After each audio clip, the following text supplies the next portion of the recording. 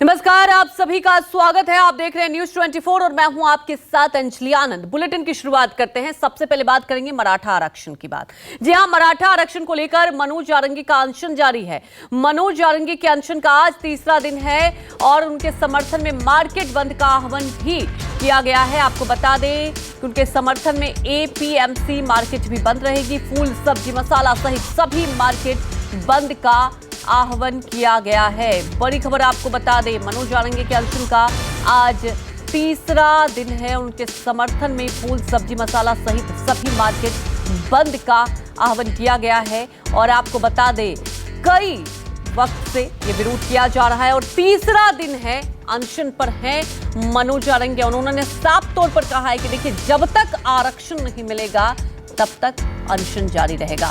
और आपको एक और बात बता दें कि खासतौर पर देखिए, कई बार ऐसे हालात देखने को मिलते हैं कि कोई अनशन पर रहता है, कई नेता मिलने जाते हैं, लेकिन वहां पर गांव के बाहर ही आपको बता दें कि बोर्ड लगा दिया गया है कि किसी से मुलाकात नहीं करेंगे जब तक आरक्षण ना मिल जाए। तमाम जानकारी के साथ संवाददाता विनोद जगदाले हमारे साथ जुड़ चुके हैं। विनोद, तीसरा दिन अनशन का, जानना ये चाहेंगे कि अब आगे क्या होगा, क्या मांगे पूरी की जाएगी, क्योंकि आप देखिए कई लोगों का समर्थन भी है उनके साथ।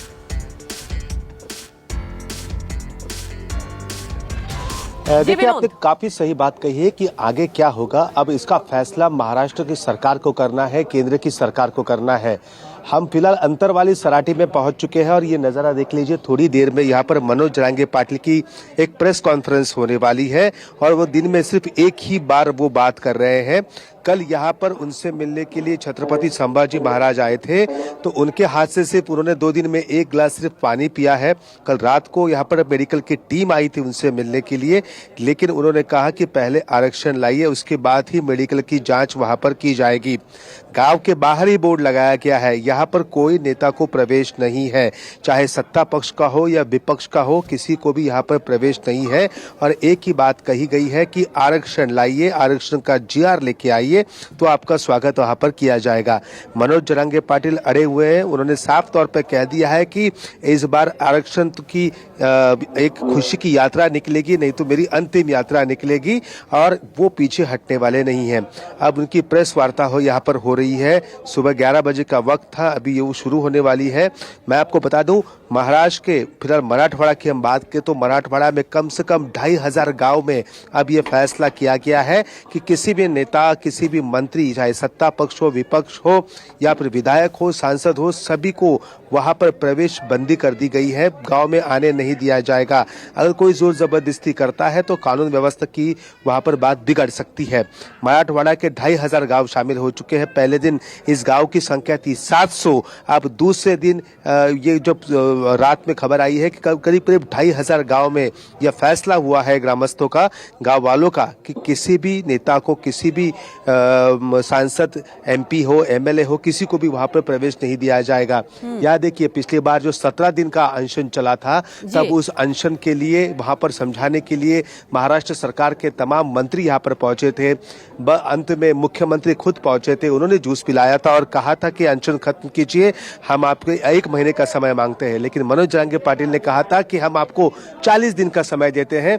40 दिन में हमें ओबीसी का जो सर्टिफिकेट है वो दिया जाए और ओबीसी कोटे से आरक्षण दिया जाए। कुणबी के, माफ कीजिए, कुणबी का जो है, कुणबी का सर्टिफिकेट दिया जाए और ओबीसी के कोटे से वहां पर आरक्षण दिया जाए। लेकिन सरकार वहां पर विफल रही, सरकार ने आरक्षण नहीं दिया, जिसके बाद अब ये तीसरा दिन है आज का और वहां पर अनशन को वहां पर शुरुआत हो चुकी है। आज तीसरा दिन है।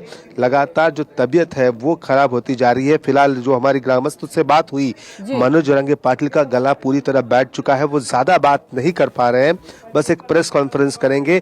देखिए, गांव वाले भी यहाँ पर पहुंचे हैं उनकी बात यहाँ पर सुनने के लिए। आपको पता ही होगा, पिछली बार जब अनशन हुआ था तब यहाँ पर लाठी चार्ज हुआ था और तब इस अंतर वाली सराठी गांव का नाम पूरे महाराष्ट्र में, पूरे भारतवर्ष में हुआ था। और यहाँ पर मनोज जारंगी पाटिल कौन है, इस बात का पता लोगों तक की इस बात की खबर पहुंच चुकी थी। अब देखिए, अनशन लगातार यहाँ पर जारी है। आज वो क्या भूमिका लेते हैं, क्या कहते हैं, ये देखना होगा। लेकिन साफ तौर पर उनका ये कहना है कि अब कोई बातचीत नहीं होगी, अब सिर्फ और सिर्फ आरक्षण चाहिए। आरक्षण मिलता है तो ही आगे जाकर वो बात करेंगे। जी बिल्कुल, अब उन्होंने साफ तौर पर कहा, क्योंकि देखिए विनोद, पहले भी आपने देखा अनशन किया था, आश्वासन मिला सरकार की तरफ से, लेकिन विनोद बड़ी बात यह है कि जो जानकारी मिल रही है, उन्होंने अब किसी से मिलने से इनकार कर दिया है कि अब जब तक आरक्षण नहीं, आगे कोई बातचीत नहीं होगी। तो क्या आगे रणनीति अपनाई जाएगी? क्या वाकई अब सरकार को एक कोई कदम उठाना होगा? कहा जा सकता है कि एक देखिए प्रेशर बन गया है। जी विनोद, देखिए, पहले दिन अगर मैं बात करूं, पहले दिन जब मनोज जरंगे पाटिल ने अपना अनशन शुरू किया तो महाराष्ट्र के मुख्यमंत्री एकनाथ शिंदे और उप मुख्यमंत्री देवेंद्र फडणवीस दोनों दिल्ली गए। दिल्ली में अमित शाह से वहां पर उनकी बात हुई। दो विषयों पर बात हुई, एक मंत्रिमंडल विस्तार पर और मनोज जरंगे पाटिल का जो अनशन चल रहा है उसे लेकर वहां पर बात हुई है कि मराठाओं को आरक्षण को लेकर क्या किया जा सकता है। देखिए, आरक्षण की मर्यादा महाराष्ट्र पहले ही क्रॉस कर चुका है। 50% से ज्यादा आरक्षण नहीं दे सकता क्योंकि वो कोर्ट में नहीं मान्य होगा। लेकिन तमिलनाडु के तर्ज पर कुछ हो सकता है क्या, इसके बारे में लगातार यहाँ पर सरकार का मंथन चल रहा है।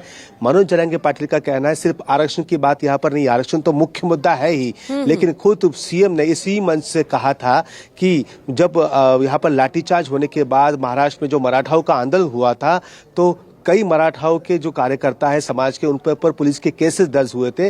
तब सीएम ने कहा था कि 2 दिन में सारे केसेस हम वापस लेंगे, लेकिन आज 43 दिन हो चुके हैं, एक भी केस पीछे नहीं ली गई है। इसलिए आक्रोश यहाँ पर देखने को मिल रहा है और साफ तौर पर यहाँ पर मनोज जरंगे पाटिल आज तीसरे दिन की क्या बात कहते हैं ये देखना होगा। जी बिल्कुल, क्या कहते हैं ये देखना होगा, उससे ये भी पता चलेगा क्या आगे रणनीति होगी।